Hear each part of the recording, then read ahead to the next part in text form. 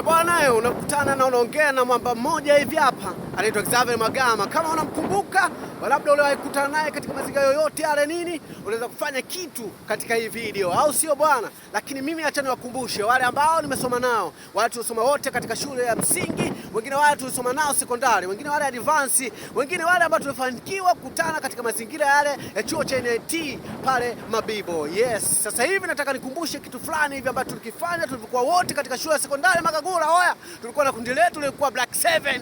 Yaani kundi lilikuwa linaitwa Black 7, yani tulikuwa watu 7, watu ambao wa nguvu, tulikuwa tukichana, tulikuwa tukiimba kweli yani mwanangu. Kuna mstari fulani nimeikumbuka wakati ule tulikuwa tukiimba sana tukiwa kwa shule, au sio bwana? Unajua nini?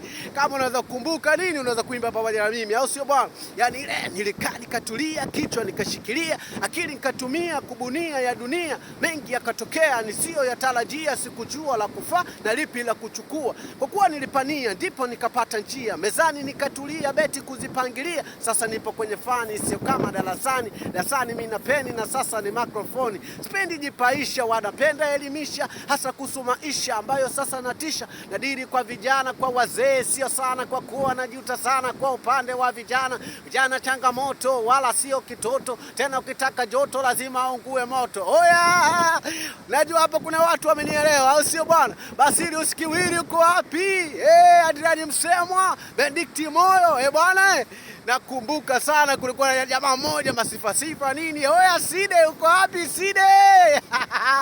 Oya mwanangu Zuberi uko wapi mwanangu? Mambo vipi? Kama vipi nini unaweza kushare, unaweza kumwambia mwingine nini? Tunaweza kusapotiana kuna vitu fulani hivi, lakini usiniombe hela mwanangu, sina pesa. Yaani mimi mwenyewe ngwangwa hivyo. Yaani ngumu kweli. Yaani kazini kwetu leo kuna kazi. Yaani kazi kweli.